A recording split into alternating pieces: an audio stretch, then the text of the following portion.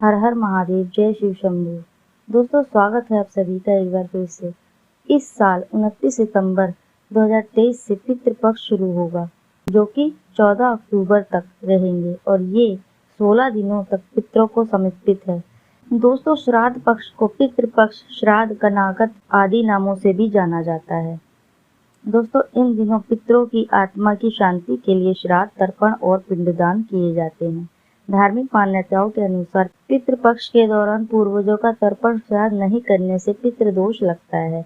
दोस्तों, आज हम आपको श्राद्ध पक्ष की पूजा विधि और व्रत कथा सुनाने जा रहे हैं। दोस्तों, इन दिनों में जो भी विधि विधान से इस व्रत कथा को सुनता है, शास्त्रों में बताए गए अनुसार अपने पितरों की पूजा अर्चना करता है, उन्हें पितरों के साथ साथ भगवान शिव जी की भी विशेष कृपा प्राप्त होती है। दोस्तों, इस पितृ पक्ष में किए गए दान धर्म से आपके सभी प्रकार के मानसिक शारीरिक कष्ट दूर हो जाते हैं।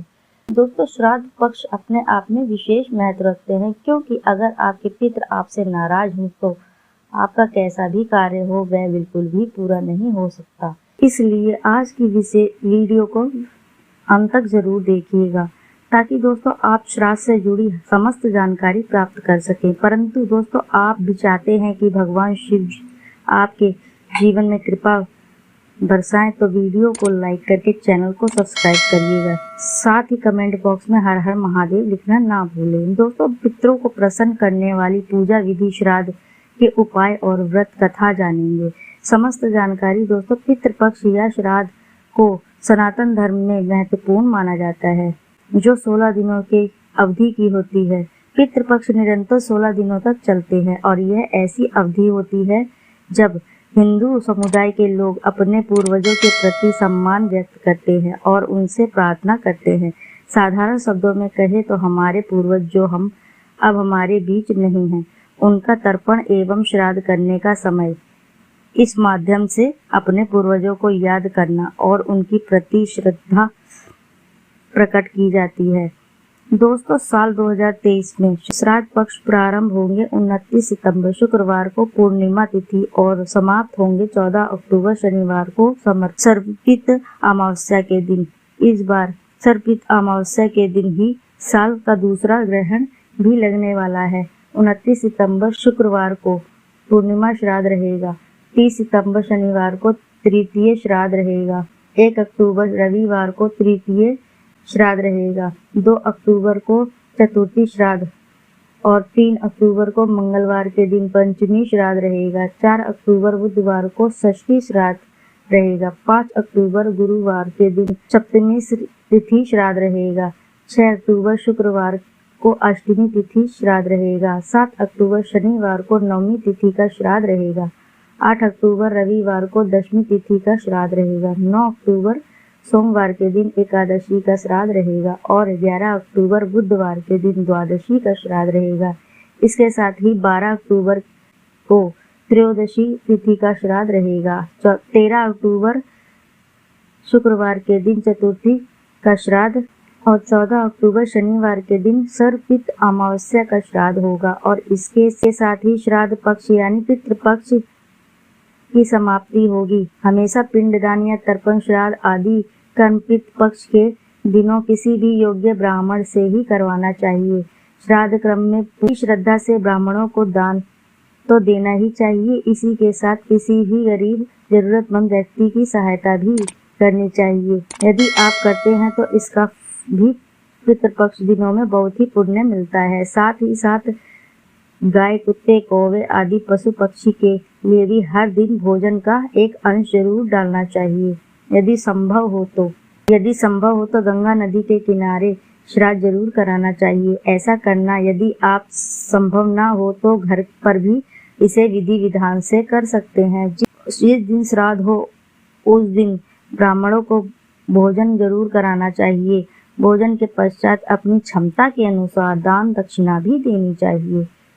श्राद्ध की पूजा हमेशा दोपहर के समय ही करनी चाहिए। योग्य ब्राह्मण की सहायता से मंत्र उच्चारण करें।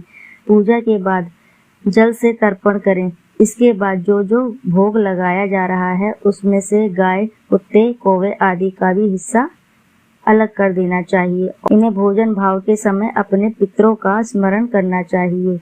मन ही मन उनसे श्राद्ध का भोजन ग्रहण करने का निवेदन करना चाहिए और अपनी भूल चूक के लिए भी आपको हाथ जोड़कर क्षमा याचना अवश्य ही करनी चाहिए। दोस्तों, मान्यता है कि हमारे पूर्वज कौवे के रूप में धरती पर आते हैं, इसलिए पितृपक्ष के दिनों में अपने घर की छत पर कौवे के लिए भोजन और या पानी का एक हिस्सा जरूर रखना चाहिए। पंचबली भोजन का ब्राह्मण भोजन के साथ विशेष महत्व है। पूर्वजों को अर्पण करना का अर्थ होता है उन्हें जल देना। पितरों को ध्यान करते हुए हाथ में जल कोश, अक्षत पुष्प और काले तिल लेकर ये आमंत्रित करें। इसके बाद इनका नाम लेकर अंजलि में जल लेकर 7 और 11 बार धरती पर गिराएं। हर दिन अपने घर के दरवाजे पर दक्षिण दिशा की तरफ मुंह करके एक दीपक अपने पितरों के नाम से प्रतिदिन जलाएं। ऐसा करने से पितृ प्रसन्न होते हैं। सुबह उठते ही अपने मुख्य द्वार पर पानी डालकर साफ करें और हो सके तो सुबह शाम दोनों ही समय आपको दीपक जलाना चाहिए। श्राद्ध पक्ष के दिनों में अपनी क्षमता के अनुसार दान दक्षिणा भी देनी चाहिए। दान की सामग्री में आप काले तिल या मौसमी वस्त्रों का दान भी कर सकते हैं। गरीबों को भोजन करा सकते हैं। दोस्तों, आज हम आपको बताएंगे कि दीपक जलाने से कितने फायदे आपको अपने जीवन में मिलते हैं, किस प्रकार आपको दीपक जलाना चाहिए तथा कौन सी दिशा में दीपक जलाना चाहिए जिससे आप अपने जीवन की सभी बाधाओं को खत्म कर सके और आपका जीवन कैसी भी स्थिति में हो तरक्की कर सके। दोस्तों, सबसे पहली बात आपको ध्यान में रखनी चाहिए कि रोजाना आपको अपने घर में मंदिर में रोजाना ही दीपक जलाना चाहिए। कभी भी ऐसा ना होना चाहिए कि आपने दीपक नहीं जलाया हो, क्योंकि रोजाना दीपक जलाना बहुत ही जरूरी होता है। इसीलिए आपके घर में नेगेटिव एनर्जी घर के बाहर रहती है। दोस्तों, शाम का समय ऐसा होता है जिस समय नकारात्मक ऊर्जा बहुत ही प्रबल होती है और आपके घर में प्रवेश कर जाती है। ऐसे में यदि आप घर या घर के मंदिर में दीपक नहीं जलाते हैं तो नकारात्मक शक्तियां आपके घर में बहुत ज्यादा परेशान करती हैं और आपके सभी कार्य बिगड़ने लगते हैं।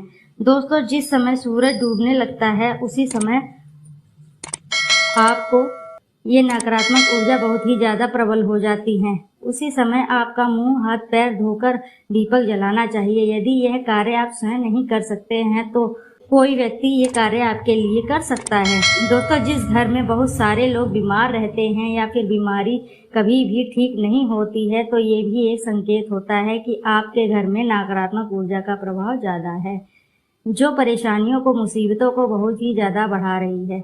इन सभी चीजों को खत्म करने के लिए आपको अपने घर में जब भी सूरज ढल जाता है उस समय घी का दीपक या फिर सरसों का तेल या फिर तिल के तेल का दीपक पूर्व दिशा में जलाना चाहिए। परंतु रोजाना इन चीजों का करना भी जरूरी है, तभी आपको इसी का लाभ प्राप्त होगा। यदि आपके घर में धन से जुड़ी समस्याएं, नौकरी व्यवसाय से जुड़ी हुई कोई भी समस्या है, यदि ऐसी समस्या बहुत ही ज्यादा होती है तो आपको अपने घर के उत्तर दिशा में रोजाना ही घी का दीपक जलाना चाहिए। इससे एक भी दिन आप मिस नहीं करना चाहिए। यदि आप रोजाना उत्तर दिशा में घी का दीपक जलाते हैं तो उससे आपकी धन से जुड़ी हुई समस्या खत्म हो जाती है।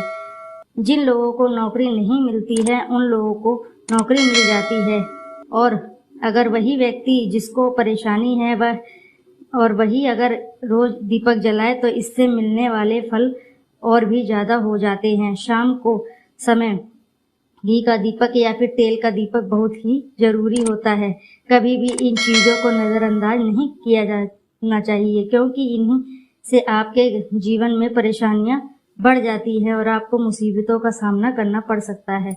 आपके ये जानकर बहुत ही अचंभा होगा कि जो भी घी का दीपक आप जलाते हैं उससे जो भी निकलने वाली ऊर्जाएं होती है, इससे घर का माहौल एकदम से सुखमय बनने लगता है, अर्थात पॉजिटिव होने लगता है। घर के सभी लोग शांति से रहने लगते हैं। इस प्रकार से जो भी दीपक होता है यह भी जब जलता है तो इससे आपके आसपास जितनी भी नकारात्मक शक्ति हैं वह खत्म हो जाती हैं, क्योंकि उससे जो निकलने वाली ऊर्जाएं होती हैं, धुआं होता है, वो नेगेटिव ऊर्जा को बाहर निकालता है और आपके आसपास की एनर्जी को पॉजिटिव बना देता है।